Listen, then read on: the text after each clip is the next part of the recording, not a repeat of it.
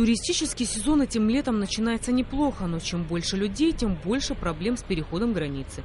Эти проблемы здесь были всегда, и уже немало лет их пытаются решить самым очевидным образом.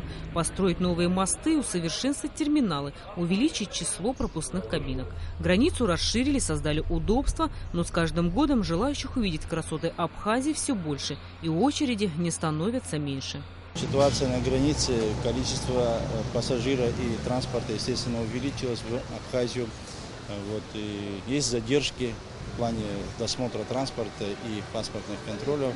С нашей стороны задержек практически не бывает, и не может быть, мы людей проверяем довольно-таки быстро. С транспортом мы людей не высаживаем, все происходит паспортный контроль внутри автомобиля, сверили. Также регистрация транспорта у таможенной службы происходит довольно-таки быстро. И поток практически у нас очередей не бывает. Именно в Абхазию, как в Абхазию, так и в Российскую Федерацию. Мы решили узнать, сколько же времени отнимает у гостей Абхазии переход границы.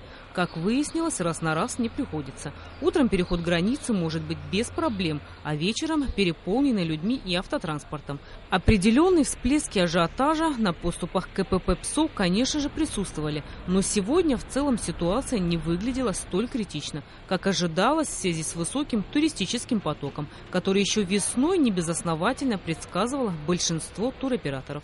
Этот год действительно ощутимо, что количество людей довольно-таки больше. Как мы ведем статистику также и на поездах, в электричке, которые пересекают нашу границу, видно, что людей действительно довольно-таки больше, чем в прошлый год. Чтобы разгрузить, по сути, самую оживленную туристскую тропу, российской стороной был запущен в эксплуатацию новый автомобильный мост через реку Псо с широкой развязкой. Запущены поезда. На сегодняшний день 2 поезда Сухум-Москва и Сухум-Санкт-Петербург перевозят до 1000 людей только в одном направлении. Что касается электрички, то до 500 человек в день. Как отмечают туристы, сегодня при пересечении границы по реке Псо удалось избежать каких-либо неудобств. В этот раз им лишь полчаса пришлось провести в очереди на границе и минут 10 формальностей у самого терминала. Чуть-чуть постояли, а так нормально. Там, да, минут 15. А в чем загвоздка? Просто в очереди. Да. А с документами то, что быстро все прошли? Да. Быстро. Всего хорошего отдыха. Спасибо. Быстро прошли? Может, с проблемами какие-то? Нормально. Людей там много?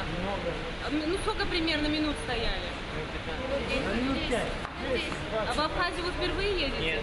Но так бывает далеко не всегда. И здесь главное постараться не попасть в самый пик перехода. А его угадать сложно.